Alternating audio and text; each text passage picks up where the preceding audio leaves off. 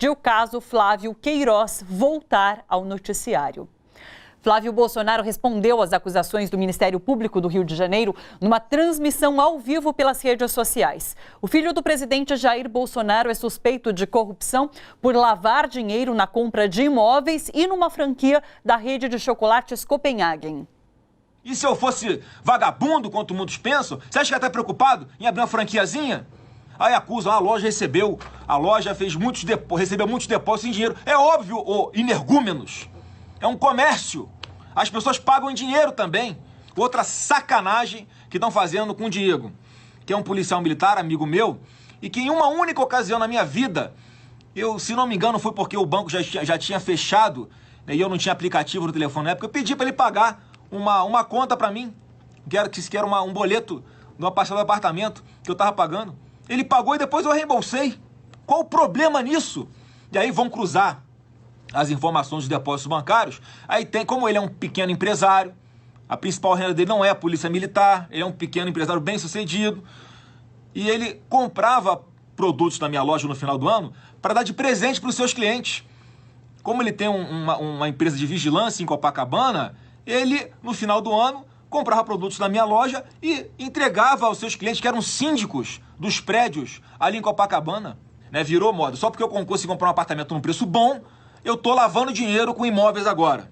Bom, só para entender, para que todos entendam, são 2 kitnets que eu comprei de 29 metros quadrados, sem vaga na garagem, cacarecada, lá em Copacabana. Numa relação de compra e venda, onde as partes acordaram o valor, eu não posso comprar mais barato? Eu tenho que comprar mais caro para não ter suspeita?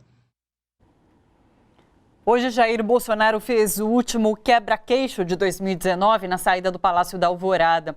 Quebra-queixo é aquele encontro com jornalistas. Questionado sobre Fabrício Queiroz e o filho Flávio, Bolsonaro perdeu o tom e foi agressivo com os jornalistas. Você tem uma cara de homossexual terrível, mas nem por isso te acusa de homossexual. Se bem que não é crime ser homossexual.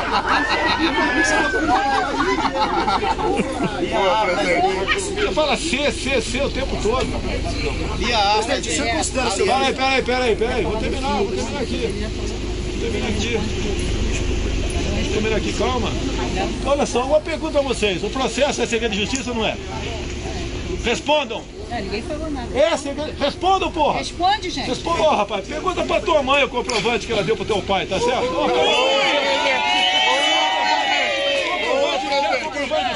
senhor vai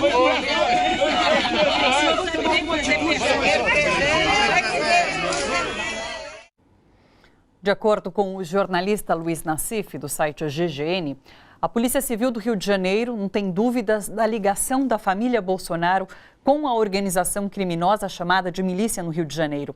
É com ele que a gente conversa agora. Olá, Nassif, tudo bom? Seja bem-vindo ao Bom para Todos. Tudo bem? Tudo certo. Você faz essa análise sobre o xadrez do caso Flávio e Queiroz e você conclui o texto dizendo o seguinte: todos os personagens envolvidos no caso Marielle têm relação direta ou indireta com o esquema Flávio Bolsonaro. Daí a convicção da Polícia Civil sobre o envolvimento dos Bolsonaro com a morte de Marielle. Explica pra gente. Vamos tentar entender primeiro o que está acontecendo com essas investigações. Quer dizer, se teve um cerco... Veja bem, se você for pegar o que era o esquema Bolsonaro, o esquema Flávio Bolsonaro, eles eram baixo clero. Eles não tinham empreiteiras para bancar as questões deles. Então, digamos, a economia que girava em torno deles entrava rachadinha, entrava a questão de segurança. Pega esse policial aí que o Flávio mencionou, que pagou uma conta dele. Esse policial foi requisitado para trabalhar na Comissão de Direitos Humanos de um deputado lá, e o que ele fazia era vender segurança, acho que Leblon. Então ele chegava num prédio e falava: quanto que vocês querem para me impedir que sem teto fique na rua. Então, digamos, esse esquema é comum na Polícia do Rio. O deputado solicita, libera para o cara poder faturar e, obviamente, o padrinho leva um tanto.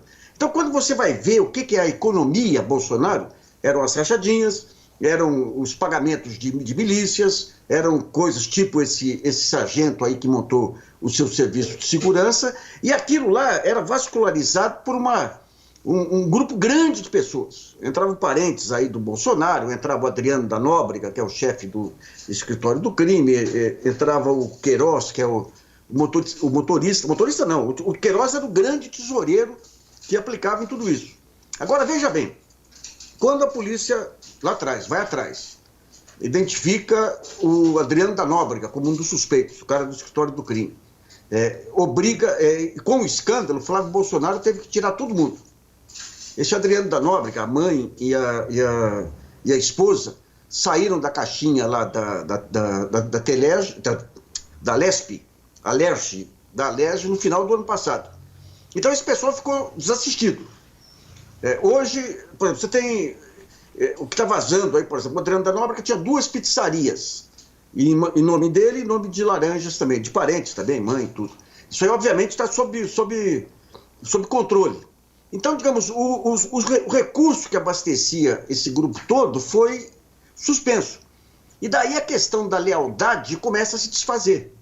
Nós tivemos aí em novembro um áudio do Queiroz, que obviamente foi ele que espalhou isso aí, porque áudio, sendo um cara cercado do jeito que está, ele não vai cometer descuidos aí de permitir o áudio. E no áudio ele falava que vinha um cometa aí, uma pica do tamanho, qual é aquele linguajar deles? Do tamanho de um cometa aí em cima deles, o outro, não diz quem é o outro, está em segurança e nós estamos aqui jogados para as cobras, né?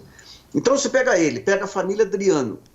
Esse pessoal aí está cercado pelo Ministério Público Estadual do Rio, pela Polícia Civil do Rio de Janeiro, e está desamparado. Então hoje, a prova maior foi ontem, quando o advogado do Queiroz pulou fora. Então você imagina o desespero dos Bolsonaro, porque para manter a lealdade você só mantém se você der a garantia e a segurança. Eles não estão conseguindo sequer revascularizar essa estrutura que era abastecida aí com rachadinhas e outras coisas mais, né? Então é a partir disso que começa a vir à tona. Vai ter delação, isso aí não tem a dúvida aí, né? Vai ter delação porque mesmo o cara sendo todo poderoso, presidente da República, ele não consegue chegar na ponta e colocar lá um empresário para bancar esses caras. Porque o mundo dele sempre foi aquele submundo da pequena política, né? E daí você pega casos, por exemplo, que estão aparecendo aí, as notícias de ontem e hoje eram os bombotões. O Ministério Público Estadual espalhou tudo que podia espalhar. E você vai juntando peças, por exemplo, o que aconteceu com o COAF. O COAF, o ano passado, divulgou um relatório sobre o Queiroz, dizendo que ele movimentou R$1.200.000. Isso equivale a R$600 mil, porque a movimentação é o dinheiro que entra, o dinheiro que sai. Agora, quando você começa a investigar mais profundamente, era 3 vezes mais. Então você fala, como é que os caras erram por 3 vezes? Mas esse erro impediu o Queiroz de cair nas malhas de uma operação da Lava Jato que estava correndo no Rio de Janeiro. O ano passado pegou um monte de gente lá e não pegou o Queiroz. Então você vê que teve participação, teve um crime que foi cometido aí. E olha, o COAF é uma instituição até então super séria, aí, uma instituição que todo mundo respeitava, aí, mas houve uma manipulação, houve um crime administrativo aí que tirou o Queiroz da linha de fogo da Lava Jato, impedindo que prejudicasse a eleição do Bolsonaro. Então você vê, são aquela enxurrada de pequenas coisas que vão saindo daqui e dali, que quando você vai juntando, vai dando um quadro geral que mostra uma cumplicidade. Esse negócio do COAF, por exemplo. Quem é que obrigou a manipulação do relatório? Foi alguém da Lava Jato Rio? Foi alguém do COAF?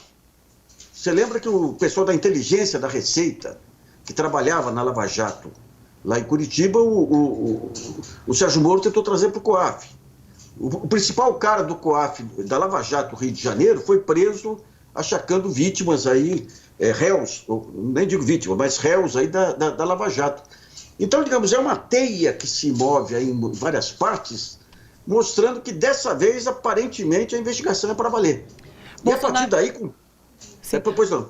Bolsonaro disse ontem, inclusive, que, assim, sem ser questionado nem nada, ele jogou que foi flagrada uma conversa entre 2 milicianos que vão tentar ligar o nome dele ao esquema da milícia.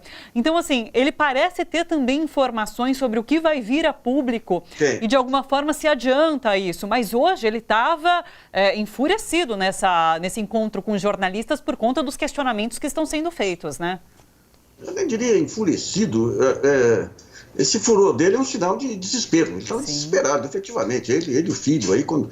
Mas veja bem, em outros tempos, essas paródias dele, esses palavrões e tudo, é gozado. A gente sente isso ouvindo. Digamos, qualquer pessoa civilizada se choca com isso. Mas em algum momento você ouve e fala, meu Deus do céu, isso tem eficácia. Agora não, agora vira uma paródia efetivamente, né? Então, mas você acha que de fato é um sinal de desespero porque ele sabe que a casa está caindo? Ele sabe o que ele fez no verão passado. Ele sabe. Os filhos sabem, o Calucho sabe.